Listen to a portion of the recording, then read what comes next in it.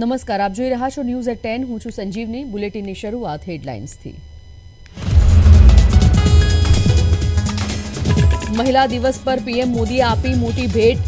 LPG સિલિન્ડરના ભાવમાં 100 રૂપિયાનો કર્યો ઘટાડો.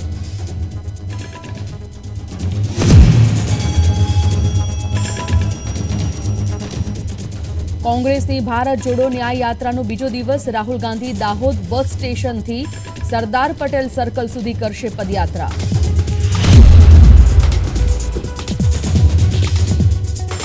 દિલ્હી લીકર પોલિસી કેસમાં કોર્ટનો મહત્વપૂર્ણ આદેશ. 16 માર્ચે હાજર થાય અરવિંદ કેજરીવાલ.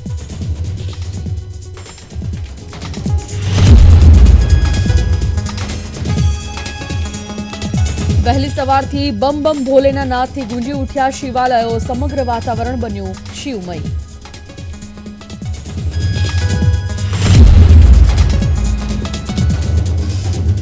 બેવડી ઋતુમાંથી લોકોને મળશે છુટકારો. હવામાન વિભાગે 2 થી 3 ડિગ્રી તાપમાન વધવાની કરી આગાહી.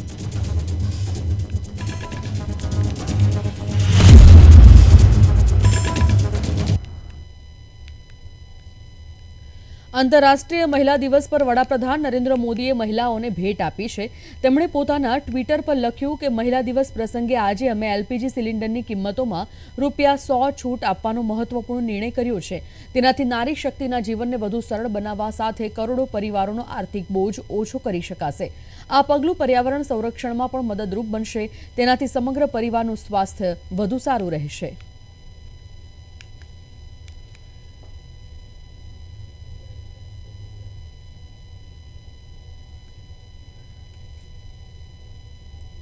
આજે મહાશિવરાત્રિના પવિત્ર દિવસે દેશના પ્રથમ જ્યોતિર્લિંગ સોમનાથ મહાદેવ મંદિર ખાતે વહેલી સવારથી જ ભક્તોની ભીડ જોવા મળી છે. હર હર મહાદેવના નાદ સાથે શિવ ભક્તો મહાદેવની આરાધનામાં લીન બન્યા છે. સોમનાથ મહાદેવ મંદિર ખાતે સવારથી જ લાંબી કતારો લાગી છે. આજે ખાસ સોમનાથ મહાદેવને વિશેષ શૃંગાર સાથે મહામૃત્યુંજય યજ્ઞ સહિતના પૂજા વિધિઓ પણ કરવામાં આવશે.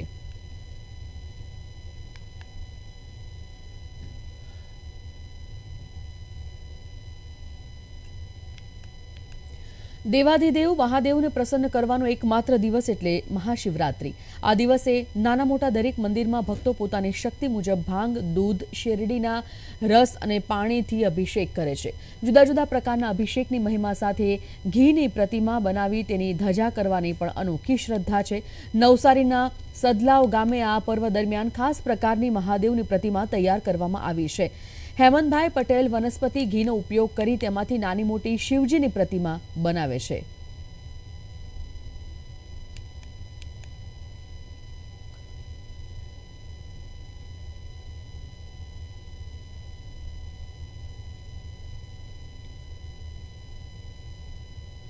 હું મહાશિવરાત્રિ પર્વ નિમિત્તે ઘીના કમળ અને મૂર્તિ બનાવું છું.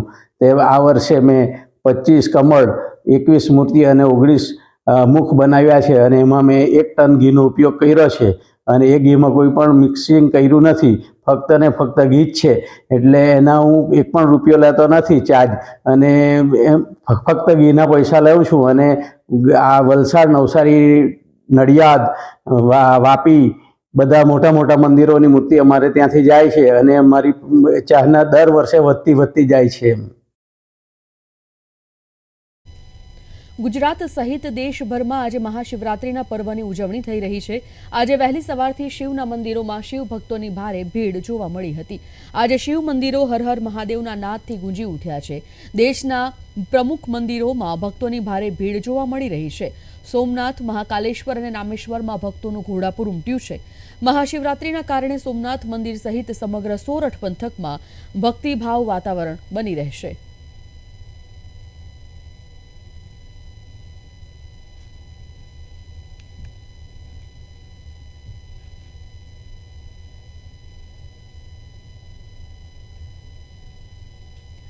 દેશભરમાં આજે મહાશિવરાત્રિ પર્વની ઉજવણી કરવામાં આવી રહી છે. ઉજ્જૈનમાં રાત્રે 2:30 વાગે ભગવાન મહાકાલના કપાટ ખુલ્યા હતા. લોકો ગર્ભગૃહમાં પ્રવેશ કરી મહાકાલને અભિષેક કરી રહ્યા છે. ગઈકાલે 2:30 વાગ્યાથી શનિવારે રાત્રે 10:30 વાગ્યા સુધી મંદિરના કપાટ ખુલ્લા રહેશે. એટલે કે ભક્તો 44 કલાક બાબા મહાકાલના દર્શન કરી શકશે. દાવો કરવામાં આવી રહ્યો છે કે મહાશિવરાત્રી પર લગભગ 12 લાખ શ્રદ્ધાળુઓ અહીં પહોંચે તેવી શક્યતા છે. તો 2 લાખ શ્રદ્ધાળુઓ ગુરુવારે જ વારાણસીના વિશ્વનાથ મંદિરમાં દર્શન માટે પહોંચ્યા હતા.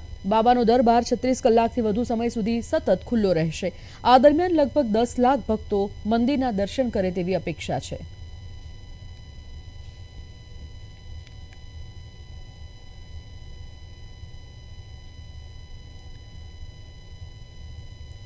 મધ્યપ્રદેશના ઉજ્જૈનમાં મહાકાલેશ્વર મંદિરમાં મહાશિવરાત્રીનો તહેવાર 9 દિવસ સુધી ઉજવવામાં આવે છે. પરંપરા અનુસાર 9 દિવસ સુધી શિવલિંગને અલગ અલગ સ્વરૂપમાં શણગારવામાં આવે છે.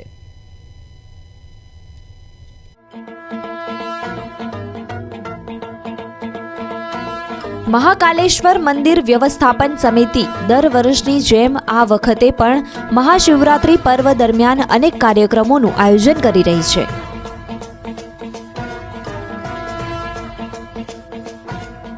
महाशिवरात्रि पर्व भगवान महाकालेश्वर के मंदिर में विशेष रूप से मनाए जाते हैं.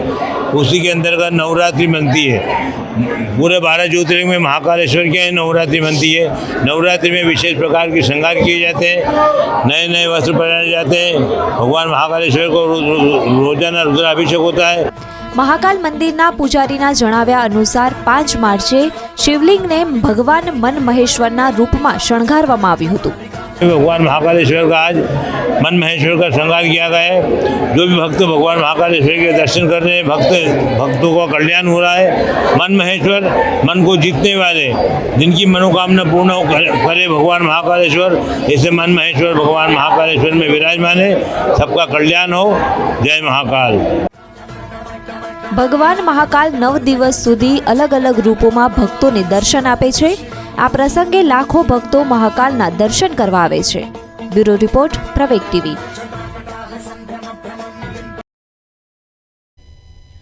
ઉત્તરાખંડના હરિદ્વારમાં આવેલા દક્ષ મંદિરમાં વહેલી સવારે મહાશિવરાત્રીના અવસરે ભક્તોએ પ્રાર્થના કરી. મહાશિવરાત્રીનો તહેવાર ભગવાન શિવ અને દેવી પાર્વતીના લગ્નની ઉજવણી માટે ઉજવવામાં આવે છે.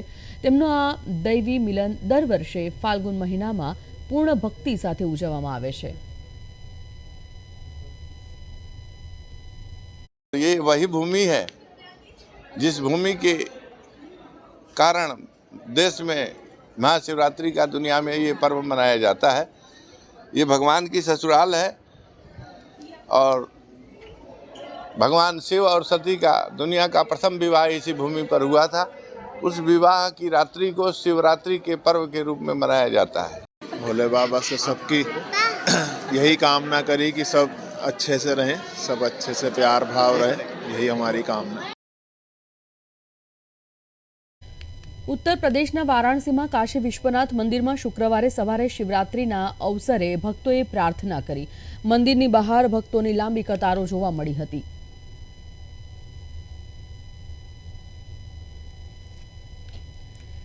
ઉત્તર પ્રદેશના પ્રયાગરાજમાં મહાશિવરાત્રીની ઉજવણી માટે હજારો ભક્તો મંદિરમાં ઉમટી પડ્યા હતા.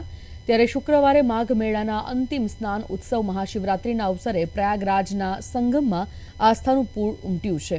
ગંગા, યમુના અને સરસ્વતીની ત્રિવેણીમાં આસ્થાપૂર્વક ડૂબકી મારવા મોટી સંખ્યામાં ભક્તો પહોંચ્યા છે.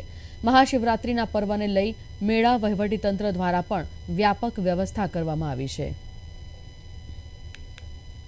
माघ मेले का अंतिम स्नान पर्व महाशिवरात्रि का आज पर्व है और संगम तट पर विभिन्न स्नान घाटों पर सुबह से बड़ी संख्या में श्रद्धालु आकर स्नान कर रहे हैं. और मेले क्षेत्र के समीप स्थित जो महादेव जी के मंदिर हैं, मनकामेश्वर मंदिर, सोमेश्वर महादेव जी का मंदिर और नागवासुकी मंदिर पे श्रद्धालु स्नान के उपरांत दर्शन के लिए जा रहे हैं. सम्यक व्यवस्थाएं सुनिश्चित की गई हैं. सभी स्थानों पर महिला पुलिस कर्मियों का व्यवस्थापन भी सुनिश्चित किया गया है और स्नान और दर्शन दोनों जगह सुचारू रूप से चल रहा है. मेले का आज अंतिम स्नान है ये, और आज के बाद मेले का सारी व्यवस्थाएं सरकार की सब समाप्त हो जाती हैं. कुछ पचीर रह जाती हटते. और आज प्रयागराज में जो यहाँ के निवासी हैं और बाहर से आने वाले लोग हैं गंगा स्नान करते हैं. જામનગરમાં કેબિનેટ મંત્રી મુળુભાઈ બેરાના અધ્યક્ષ સ્થાને આંતરરાષ્ટ્રીય મહિલા દિવસ કાર્યક્રમની ઉજવણી કરવામાં આવી હતી. દર વર્ષે તારીખ 8 માર્ચના રોજ સમગ્ર વિશ્વમાં મહિલાઓના ત્યાગ, બલિદાન અને તેમના સન્માનને યાદ કરવા માટે આંતરરાષ્ટ્રીય મહિલા દિવસની ઉજવણી કરવામાં આવે છે. રાજ્ય સરકારના માર્ગદર્શન હેઠળ મહિલા અને બાળ કલ્યાણ વિભાગ ગાંધીનગર અને જામનગર જિલ્લા વહીવટી તંત્રના સંયુક્ત ઉપક્રમે ઇન્વેસ્ટ ઇન વુમન એક્સેલેટ પ્રોગ્રેસ આ થીમ આધારિત સમગ્ર કાર્યક્રમનું ઓશવાળ સેન્ટર ખાતે આયોજન કરવામાં આવ્યું હતું. આ કાર્યક્રમમાં મુળુભાઈ બેરાએ જણાવ્યું હતું કે આજના સમયમાં મહિલાઓએ દરેક ક્ષેત્રમાં અલગ ચીલો ચિતર્યો છે. સમાજ વ્યવસ્થામાં પુરુષો અને મહિલાઓનું સમાન મહત્વ રહેલું છે. ગુજરાતમાં ભારત જોડો યાત્રાના બીજા દિવસે રાહુલ ગાંધી દાહોદ બસ સ્ટેશનથી સરદાર પટેલ સર્કલ સુધી પદયાત્રા કરશે. દાહોદથી સવારે 10 કલાકે ન્યાય યાત્રા લીમખેડા પહોંચશે, જ્યાં સ્થાનિક કાર્યકરો અને નેતાઓ યાત્રાનું સ્વાગત કરશે. આ દિવસે આંતરરાષ્ટ્રીય મહિલા દિવસ નિમિત્તે કાર્યક્રમ યોજાશે. તેના બાદ ન્યાય યાત્રા સવારે 11 કલાકે પીપલોદ પહોંચશે, જ્યાં યાત્રાનું સ્વાગત કરાશે અને ત્યારબાદ 11:30 કલાકે પંચમહાલના ગોધરા ખાતે યાત્રા પહોંચશે. ગોધરા ખાતે યાત્રાનું સ્વાગત અંબે કોર્નર બેઠક યોજાશે.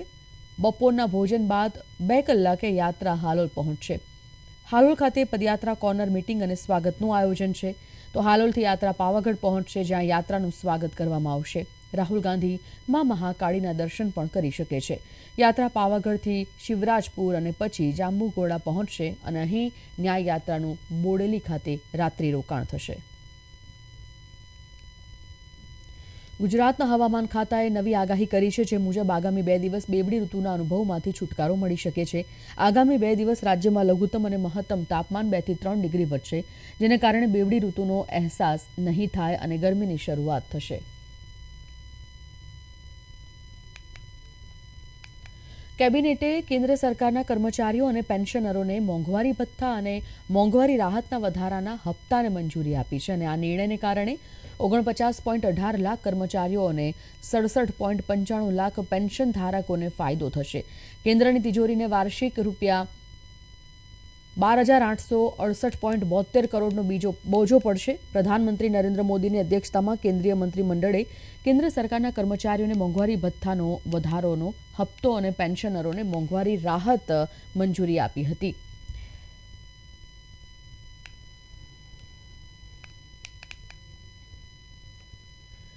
લોકસભાની સામાન્ય ચૂંટણી 2024ની સમગ્ર પ્રક્રિયા શાંતિપૂર્ણ માહોલમાં સંપન્ન થાય તે માટે સમગ્ર જિલ્લા તંત્ર સજ્જ થઈ ગયું છે. આજરોજ આદર્શ આચાર સંહિતાની અમલવારી અંગેના તાલીમ વર્ગનું આયોજન કલેક્ટર કચેરીના સમિતિ ખંડમાં કરવામાં આવ્યું. આ તાલીમ વર્ગમાં આદર્શ આચાર સંહિતાની અમલવારી, દેખરેખ, વિડીયોગ્રાફી અને તેને આનુષંગિક કામગીરી માટે જેમની નોડલ અધિકારી અને મદદનીશ નોડલ અધિકારીની નિમણૂક કરવામાં આવી છે, ત્યારે મોડેલ કોડ ઓફ કન્ડક્ટ ગાઈડલાઇનથી માહિતગાર કરવા સારું આ તાલીમનું આયોજન કરવામાં આવ્યું છે. આ તાલીમ વર્ગમાં આદર્શ આચાર સંહિતા દરમિયાન શું તકેદારી રાખવી અને નોડલ અને મદદનીશ નોડલ અધિકારીને મૂંઝવતા વિવિધ પ્રશ્નો પર ચર્ચા વિમર્શ જિલ્લા કલેક્ટર મેહુલ દવે દ્વારા કરવામાં આવ્યો હતો.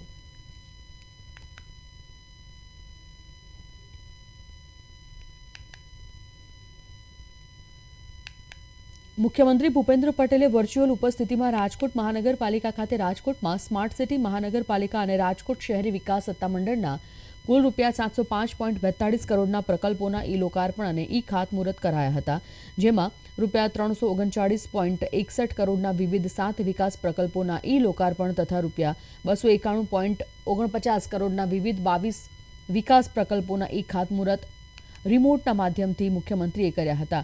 આ પ્રસંગે મુખ્યમંત્રીએ વર્ચ્યુઅલ ઉદ્બોધન કરતા જણાવ્યું હતું કે 10 દિવસ પહેલા જ રાજકોટ ખાતે પ્રધાનમંત્રીએ વિકાસ કાર્યોની હેલી વરસાવી હતી. ગુજરાત રાજ્યના તમામ નગરો અને મહાનગરો સ્માર્ટ સિટી બને તેવી ડબલ એન્જિન સરકારની નેમ છે.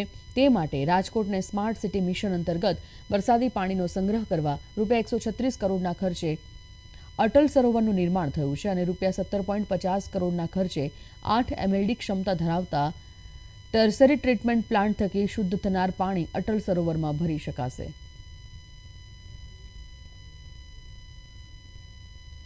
મુખ્યમંત્રી ભૂપેન્દ્ર પટેલે પ્રાચીન તીર્થક્ષેત્ર અને ભગવાન શ્રી કૃષ્ણની કર્મભૂમિ દ્વારકા સુદર્શન સેતુથી વિશ્વ પ્રસિદ્ધિ પામેલા બેટ દ્વારકા અને બ્લુ ફ્લેગ બીચની આગવી ઓળખ ધરાવતા શિવરાજપુર સહિતના વિસ્તારોને દ્વારકા ઓખા શહેરી વિકાસ સત્તામંડળની રચના કરી છે. મુખ્યમંત્રીએ ઓખા અને દ્વારકાની નગરપાલિકા ઉપરાંત આરંભડા, સુરજ કરાડી, બેટ દ્વારકા સહિતના વિસ્તારો તેમજ શિવરાજપુર અને વરવાડા ગ્રામ પંચાયતોના વિસ્તારો મળી કુલ 10,721 હેક્ટર વિસ્તાર માટે આ દ્વારકા ઓખા શહેરી વિકાસ સત્તામંડળની રચનાને મંજૂરીની મહોર મારી છે.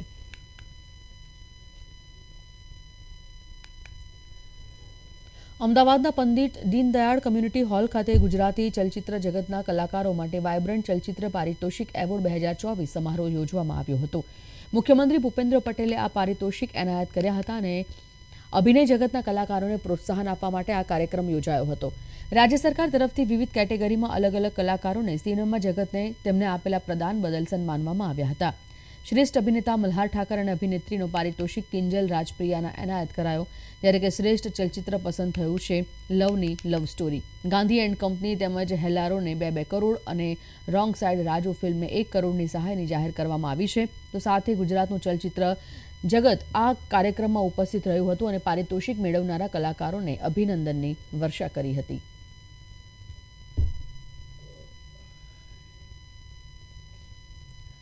પોરબંદર લોકસભા મત વિસ્તારના ઉમેદવાર અને કેન્દ્રીય મંત્રી મનસુખ માંડવિયાએ શિવરાત્રીએ મહાદેવના દર્શન કર્યા બાદ પોતાના મત વિસ્તારમાં પ્રચારનો શુભારંભ કરશે. મહાશિવરાત્રીએ સુપ્રસિદ્ધ સોમનાથ દાદાના દર્શન કરીને ત્યારબાદ સવારે 11 કલાકે પોરબંદર એરપોર્ટ આગમન થશે. તો પોરબંદરમાં 200થી વધુ કાર્યકર્તાઓ સાથે રેલી યોજશે. ગાંધીજીની જન્મભૂમિ દર્શન અને સુદામાજીના દર્શન કરીને કાર્યકરોને મળશે. તો લોકસભા મત વિસ્તારમાં પૂરજોશમાં પ્રચાર શરૂ કરવામાં આવ્યો છે. હાલમાં સોશિયલ મીડિયામાં મનસુખ માંડવિયાના પોસ્ટર સાથે અબકી બાર 400 ને પારના પોસ્ટર્સ પણ વાયરલ થઈ ચૂક્યા છે. રાજ્યપાલ અને ડોક્ટર બાબા સાહેબ આંબેડકર ઓપન યુનિવર્સિટીના કુલાધિપતિ આચાર્ય દેવવ્રતજીની અધ્યક્ષતામાં 9મો પદવીદાન સમારોહ યોજાયો હતો. તો આચાર્ય દેવવ્રતજીના હસ્તે કચ્છ જિલ્લાના અંતરિયાળ વિસ્તારો નલિયા, દયાપર, રાપર અને ખાવડામાં યુનિવર્સિટીના 4 નવા સેન્ટર્સનો શુભારંભ કરવામાં આવ્યો હતો. આ અવસરે નવા 5 અભ્યાસક્રમોનો પણ તેમણે આરંભ કરાવ્યો હતો. ઉચ્ચ શિક્ષણ મંત્રી ઋષિકેશ પટેલ અને શિક્ષણ રાજ્યમંત્રી પ્રફુલ્લ પાનસેરિયા અને ગુજરાત હાઈકોર્ટના ન્યાયમૂર્તિ સોનિયા ગોકાણીની ઉપસ્થિતિમાં આયોજિત 9મા દીક્ષાંત સમારોહમાં રાજ્યપાલ આચાર્ય દેવવ્રતજીએ કહ્યું કે વિદ્યા પ્રાપ્તિ પછી વ્યક્તિ વિનયી અને નમ્ર બનવું જોઈએ. સૌમ્ય વ્યક્તિ જ સન્માનીય બને છે. નમ્રતાથી યોગ્યતા પ્રાપ્ત થાય છે. યોગ્યતાથી ધનની પ્રાપ્તિ થાય છે અને ધનનો મહિમા ત્યારે છે જો સાથે ધર્મ ભળે અને ધર્મ કમાશો તો જ સુખની પ્રાપ્તિ થશે. દરેક માણસનું સપનું હોય છે કે તેનું પોતાનું ઘર હોય. આ સપનું સાકાર થઈ રહ્યું છે પ્રધાનમંત્રી આવાસ યોજના થકી. જોઈએ આ વિશે એક અહેવાલ.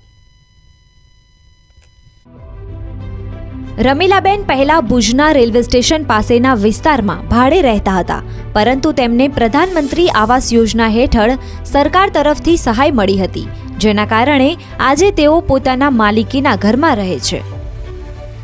तो हमें किराए के मकान में जो किराया देना पड़ता था मैं पहले 1 तारीख को, और वहाँ परेशानी रहती थी कि मकान मालिक कब मकान खाली करवाए और बच्चों की पढ़ाई भी कैसे हो.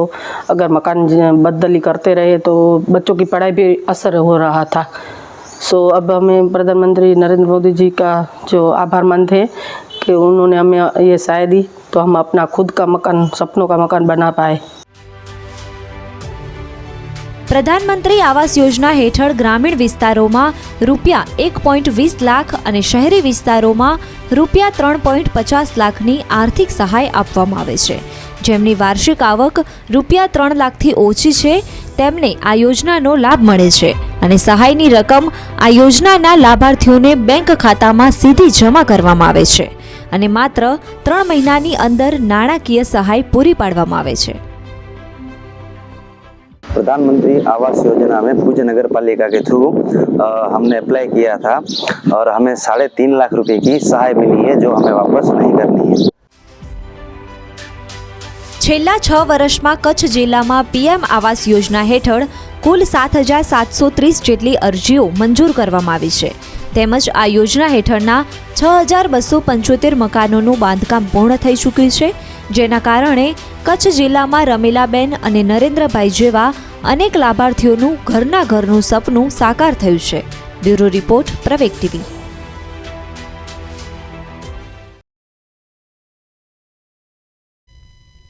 મહાશિવરાત્રી એ પરંપરા છે કે શિવાલયોમાં ઘીના કમળ અને ઘી પર તૈયાર કરવામાં આવેલી કલાકૃતિઓ મૂકવામાં આવે, જેને લઈને તૈયારીઓ પણ કરી દેવામાં આવી છે. સાથે જ ભગવાન ભોલેનાથના અલગ અલગ સ્વરૂપોનું ચિત્ર ઘી ઉપર બનાવી તેની પૂજા પણ કરવામાં આવે છે. સમાચારના અંતમાં જોઈએ આ અહેવાલ. મહાશિવરાત્રિમાં દરેક મંદિરોમાં ઘીના કમળ ચઢાવવાની પરંપરા જોવા મળે છે. સાથે ઘી ઉપર તૈયાર થયેલ પેઇન્ટિંગ પણ મંદિરમાં મૂકવામાં આવતી હોય છે. ત્યારે મહાશિવરાત્રિના પર્વને લઈને સુરતની બે બહેનોએ ઘી ઉપર શિવજીના સુંદર પેઇન્ટિંગ તૈયાર કર્યા છે. સાંભળતાની સાથે જ લોકોને આશ્ચર્ય થાય છે કે ઘીની પેઇન્ટિંગ કે ચિત્ર એ શું કામનું? પણ આ માત્ર એક દેખાવ નથી, એની પાછળ એક ઉમદા હેતુ રહેલો છે.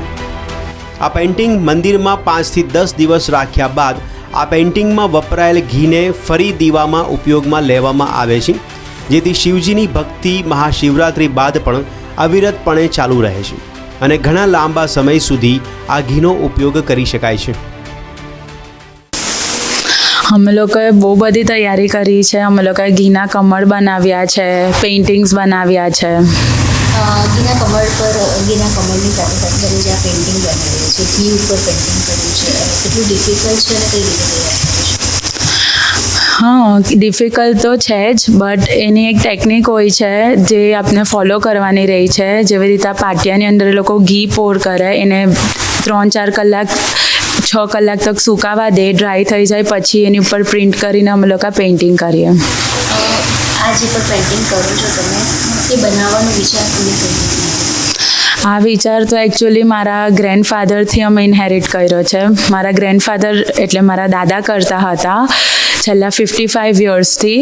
લાસ્ટ યરે હી પાસ્ડ અવે, તો અમે લોકો આ યર બી કન્ટિન્યુ કર્યું છે અને કરતા રહીશું. કેટલા પેઇન્ટિંગ્સ તમે તૈયાર કર્યા છે જે ઘી ઉપર બનાવ્યા છે? કેટલો સમય લાગ્યો કોની સાથે મળીને? તો 4 વીક થયા અમને આ બનાવતા, આખું કમ્પ્લીટ કરતા. મેં મારી એલ્ડર સિસ્ટર નિષ્ઠા સાથે કર્યું છે અને અમે લોકો આ વખતે 13 પેઇન્ટિંગ્સ કર્યા છે. એવરી યર તો અમે લોકો 40 to 50 જેવા પેઇન્ટિંગ્સ કરીએ છીએ, બટ આ યર વિધાઉટ દાદા ઇટ વોઝ ડિફિકલ્ટ, સો અમે નાની સ્કેલ પર કર્યું છે. આ જે પણ તમે પેઇન્ટિંગ બનાવ્યું છે એનો બાદમાં શું ઉપયોગ થશે? આફ્ટર શિવરાત્રિ આ પેઇન્ટિંગનું જે બધું ઘી છે એ જે મહારાજ હોય છે મંદિરના, એ લોકો યુઝ કરે છે એ લોકોની દીવા કરવામાં, પૂજામાં. આ પેઇન્ટિંગ તૈયાર કરવા માટે ઘીને ઓગાળીને તેને તાવડીમાં રેડીને ઠંડુ થયા બાદ તેના ઉપર પેઇન્ટિંગ કરવામાં આવે છે. પેઇન્ટિંગ કરતી વખતે માત્ર ઓઇલ કલરનો જ ઉપયોગ કરવામાં આવે છે. ઘી ઉપર તેને પેઇન્ટિંગ કરતાં ઘણી કાળજી રાખવામાં આવે છે. શુદ્ધ ઘીમાં બનેલી આ પેઇન્ટિંગ ઘણી મનમોહક લાગે છે. ખાસ વાત એ છે કે આ પેઇન્ટિંગ ઘી અને ઓઇલ કલર સિવાય બીજા કોઈ પણ પ્રકારના કેમિકલનો ઉપયોગ તેમાં કરવામાં આવતો નથી. પ્રવેગ ટીવી, સુરત.